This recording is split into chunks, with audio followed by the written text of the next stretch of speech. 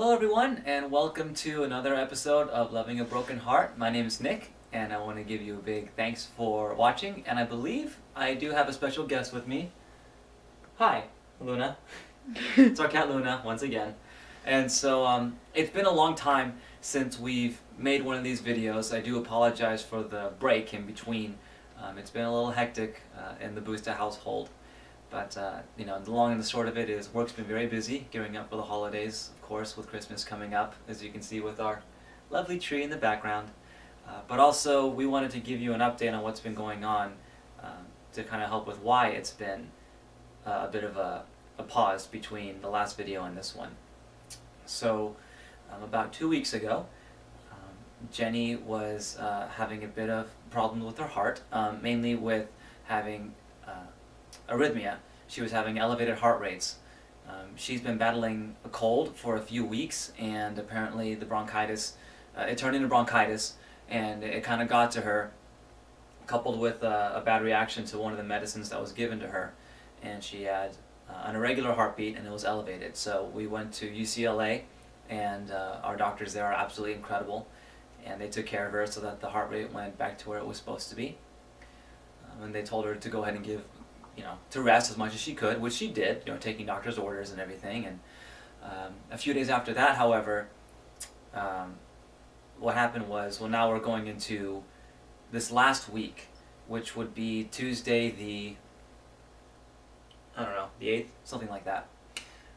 What happened was, about 1 o'clock in the afternoon, and Jenny started to feel very tired very quickly. And one thing that Jenny has shown me is that she has this almost superpower of being able to feel every heartbeat when she knows that something's just not right. And I know a lot of you CHD patients out there can verify exactly what that is, while the rest of us look at you in awe and wonder, how on earth do you know that? But in any case, she said that she could feel her heart rate and it was slow. It was really slow. I was at work, so as soon as I could come over, I came over and I took her pulse, and her pacemaker settings are set to be 90 at the lowest and 130 at the highest. I felt her pulse, and it was at 45, at a steady 45 beats. But then every 5 to 10 seconds you hear an extra beat in there. So we emailed her doctors, and again they were very quick to respond, and actually no, we called them this time, sorry, and they said, yeah, you're going to want to come in. So we drove to UCLA. For those of you who know the LA area during rush hour, it's quite a feat to be able to get there. It took us a couple hours when we got there. Spent time in ER overnight. Her pacemaker doctors were able to come in the morning, and they were able to pace her out of it, which was great. But we thought it was best that we stay another day for observation, just to be sure that this didn't happen again, because this one was different. She never had really a low heart rate since before she got her pacemaker when she was 3. So we didn't like this, so we wanted to make sure that it wouldn't pop up on our way home and have to go through the whole ER cycle all over again, which again, you CHD patients and spouses know it's quite a feat. So we stayed. Her heart looks great from then on out. Her main pacemaker doctor came in the day that we were going to be discharged and had a great conversation with us. And we wanted to just be honest with you and let you know what's going to be happening. So what happened with Jenny's pacemaker is that, with her heart, with this slow heart rate, was that her pacemaker was fine and her leads were fine. The wires that go from the pacemaker to the heart, those have been tested very recently, and they tested them again and they turned out okay. But what happened is that the junction where the leads connect to the surface of Jenny's heart, because that's where they're connected right now, that's being blocked. There's an obstacle, scar tissue, something. We don't know what, but it's typical. It happens. Jenny's leads are 25 years old, and so this is very common when leads are this old. So they were able to get around that obstacle by increasing the power from the pacemaker through the wires into the heart. So the good news is that raised Jenny's heartbeat from 45 beats a minute back to 90. The other news, though, is that it's twofold. One, when you increase the power, you drain the battery life of the pacemaker even more.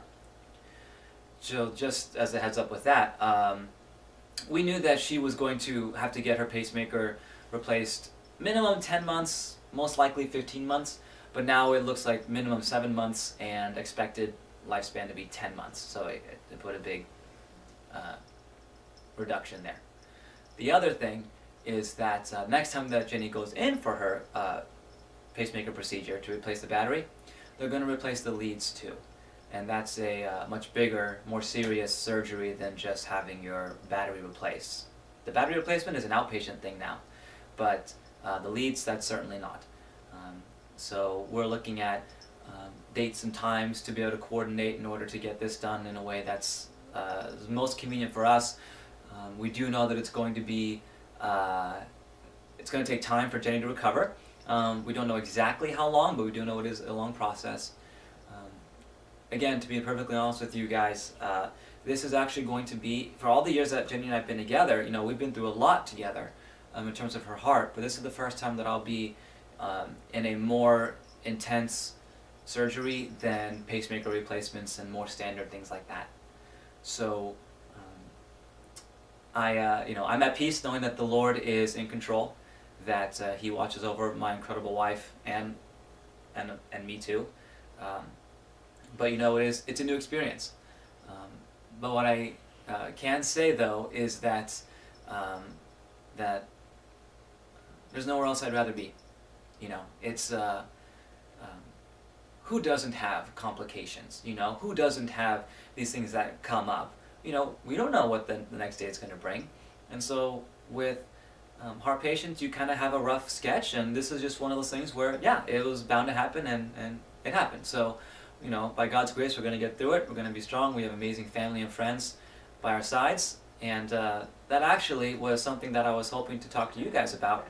It blends perfectly well with what we just went through.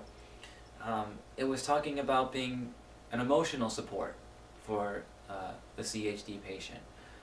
Back when we were at the ACHA conference in Chicago, we were able to have a great conversation, myself and 3 other awesome guys, about being the financial support and being, you know, the husband role for our wives. But one thing that that we didn't really touch on then, but I was hoping to tell you guys a bit about now, is just that that reassurance that being able to be the emotional support. It's one thing that we know from marriage, that you lean on each other. When times get tough, you know, the husband feels weak, the wife's right there to be at their side, and the other way around. When the wife is weak, the husband's right there to help them up and say, you can do this, you know, I love you, I trust you, you're going to be great. And so even more so, I would say, with the CHD spouse, because a lot from our experience, we learned that, you know, and Jeni not being any exception, that they have this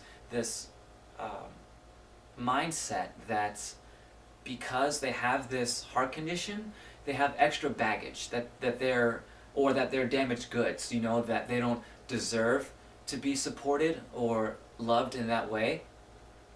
And for us as spouses, you know, I learned, and other guys and men and women, so husbands and wives that I've spoken to, we have the exact same situation where we've learned that it's important for us to make sure that our spouses know that they are very much loved by us. And it's not just something that we do because we're married to support them, but it's because we want to. That we want to be that cheerleader. We want to be that pillar, so to speak, that when things get hard, they can lean on, and that we're there. It doesn't mean that it's easy, of course, but you know what it does mean is that we take the time to let them know when times are bad and when times are good. That it truly is a gift to be able to be called the spouse of your husband or your wife. Gentlemen and ladies out there who have experience with this, some of you more, some of you less, I would really, really encourage you to let us know. You know, how did you find out about that? What experiences have you and your spouse gone through where you've grown together because of that? Be it surgeries or complications from conditions, anything like that. We would love to hear from you. You can comment on our website, which is lovingabrokenheart.wordpress.com. Also, we encourage you guys to get in contact with us in order to send in your own stuff so that we can post it on the website. We would love for more people to be able to contribute their videos, or just audio files, or a regular blog post, whatever is most comfortable for you. Anything where we can get your voice out there, because we care about you guys. We are so excited by how many people have been watching this. Honestly, this was just meant to get the ball rolling, and it's great to see that there are people who watch and care. So for Jeni and myself, I want to say thank you very, very much. We hope to have more updates posted soon, but until then, thank you again very much for watching. It's been a pleasure and an honor, and you guys have a fantastic day. Thanks.